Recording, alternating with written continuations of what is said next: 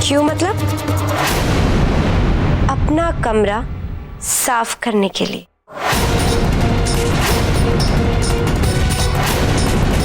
मुझे अपना सामान इस कमरे में रखना है, तो इस कमरे के अंदर जितना भी कचरा है उसे तो मेरे को फेंकना पड़ेगा ना।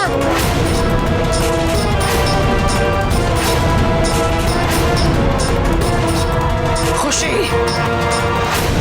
अपनी जुबान को और अपने हाथों को जरा लगाम दो। ये हमारे प्रेम और सिमर का कमरा है। वो दोनों कल वापस आ जाएंगे तो खुद ही कमरा खाली कर देंगे। कहने का मतलब ये है कि मत भूलो, कानूनन अब भी हमारे पास पूरा 1 दिन बाकी है। आप लोग भी ना पता नहीं बात को समझते क्यों नहीं। अरे माता जी, मैं कहाँ सारा सामान कमरे के बाहर फेंक रही हूँ। मैं तो बस कमरा साफ कर रही थी। हाँ, और माता जी, आपको तो मेरा शुक्रगुजार होना चाहिए। अरे मैं तो आपकी प्यारी बहू।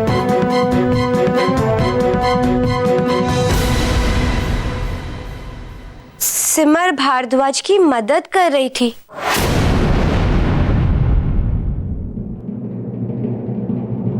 ऐसे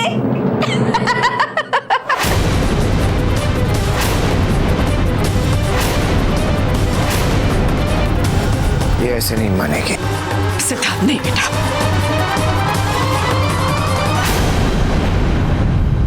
हाँ सिद्धांत, कीचड़ में पत्थर मारने से अपने ही कपड़े गंदे होते हैं। कीचड़ का कुछ नहीं बिगड़ता। क्या बात है बॉस, क्या डायलॉग है सासू माँ। लेकिन ना कीचड़ कौन है और कमल कौन है, ये तुम सबको बहुत जल्द समझ में आ जाएगा। अब देखना, बहुत जल्द तुम सबके सब ना सड़क की खाक छानते हुए नजर आओगे, और मैं एकदम ठाठ से यहाँ पे इस घर में एकदम आराम से ऐश करूंगी, ऐश। अब कर भी क्या सकते हैं, अपनी अपनी किस्मत। हमें सिमर और प्रेम का इंतजार नहीं करना चाहिए। हम सब मिलकर खुद ही उनका सामान पैक कर देते। हम कर देते।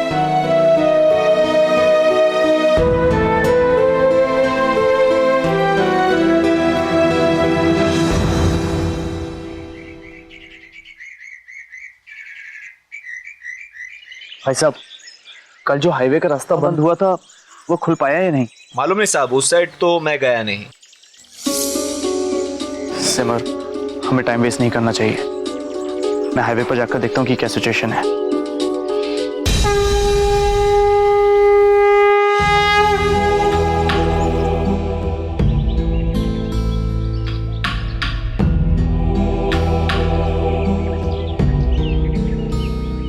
सिमर, आप तब तक मंदिर में दर्शन कर लीजिए, मैं जाकर जाने का रास्ता ढूंढता हूँ।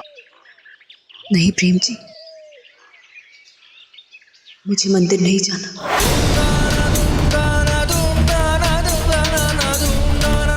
भगवान से मांगने के लिए अब बचा ही क्या है? ना ही कोई इच्छा है और ना ही शिकायत। आप होकर आइए, मैं यहीं आपका इंतजार करती हूँ। ठीक है सीमा, आप अपना ख्याल रखिएगा, मैं जल्दी वापस आ जाऊंगा।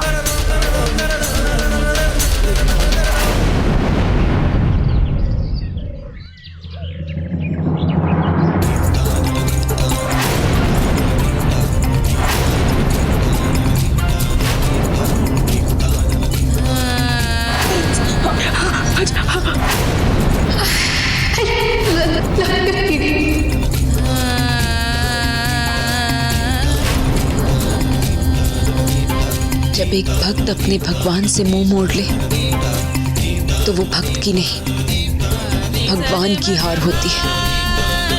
मेरी प्रार्थनाओं, मेरी आस्था में कभी कोई कमी नहीं रही, लेकिन फिर भी आपने मेरी जिंदगी की सबसे बड़ी खुशी, मेरी बहन को मुझसे छीन लिया। माता रानी, अब जब तक आप मुझे उस अन्याय की वजह नहीं समझा देती, मैं आपकी चौखट पर सर नहीं झुकाऊंगी। ये आपकी सच्ची भक्त का प्रण है।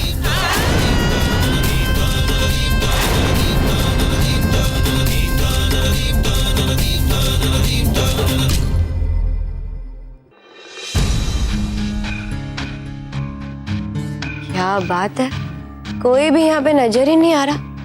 कहाँ चले गए सब लोग? वैसे वीरू, मेरे को ना इन लोगों का ये मुरझाया हुआ चेहरा बड़ा ही अच्छा लगता है, बड़ा मजा आता है देखकर। और इस बार तो इन लोगों को चोट इतनी गहरी लगी कि भरने का तो नो चांस। वैसे लोग है क्या, इतना सन्नाटा क्यों है यार?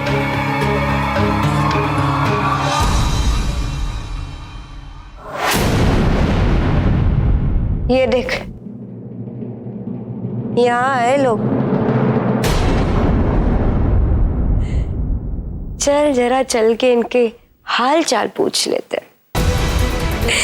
और वैसे भी इस बार तो एक ही झटके में इन लोगों के पैरों तले जमीन खिसक गई। देखना, इस बार ये लोग हमारा ये वार जिंदगी भर याद रखेंगे।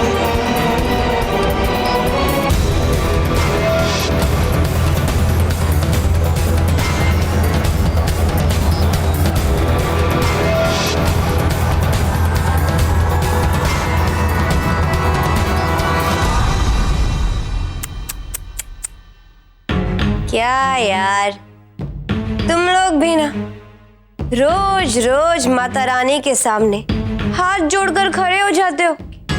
हाँ।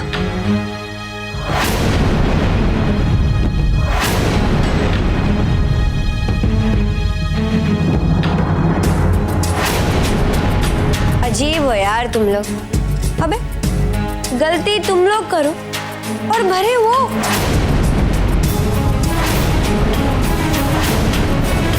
बेचारी माता रानी को कभी कभार आराम भी करने दिया करो।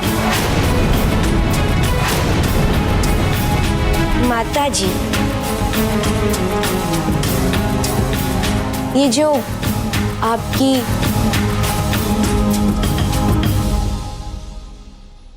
माता रानी है ना, अब वो आपकी प्रार्थना कबूल नहीं करेंगी।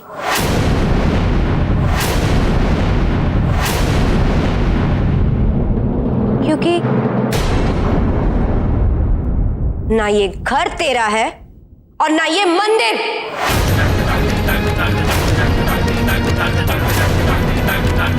यहाँ की मालकिन मैं हूं, तो जायज सी बात है वो मेरी बात सुनेगी। समझी ना बुढ़िया? खुशी, तरस आता है मुझे तुम्हारी सोच पर। कहने का मतलब ये है कि तुम इतना भी नहीं जानती कि माता रानी के घर में कोई भेदभाव नहीं होता, और ना ही भगवान का या उसके मंदिर का कोई मालिक होता है। पर इतना जरूर है कि माता रानी उसी की सुनती है जिसका दिल साफ हो, जो उसे सच्चे मन से याद करता हो। अरे यार, कितना पकाती यार तू, दिमाग खराब कर दिया। ऐसा कर, तुम सब के सब ना चुपचाप निकलो यहाँ से, जाओ यहाँ से।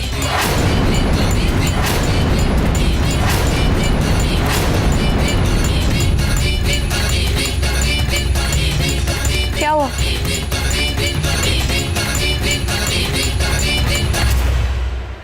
सुनाई नहीं दिया क्या? चल हट मेरे रास्ते से।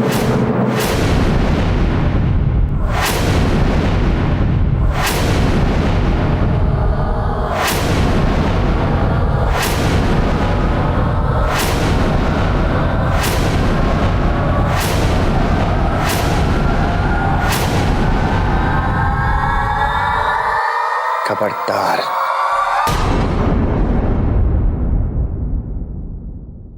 बहुत हो गया। इसके बाद अगर माताजी की तरफ नजर उठाने की भी कोशिश की तो तुम दोनों को इस दुनिया से उठा दूंगा। रही बात मंदिर खाली करने की, तो हमारे पास एक दिन का वक्त और है।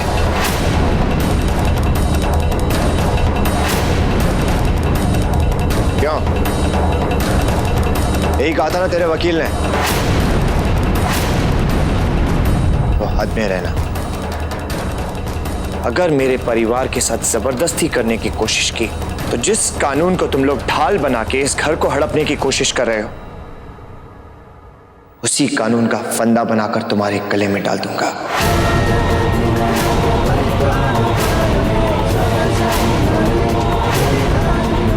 समझी? मैं समझाऊं?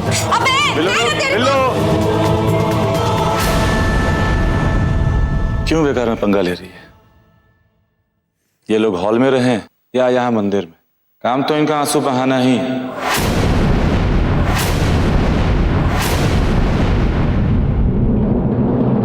चल चलते हैं यहाँ से, मूड खराब मत कर।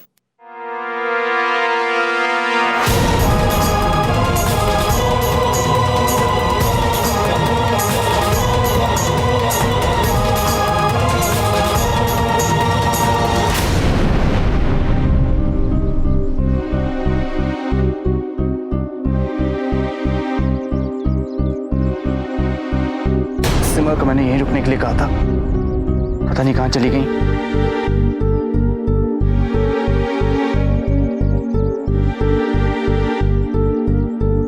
सिमर का फोन भी नहीं लग रहा।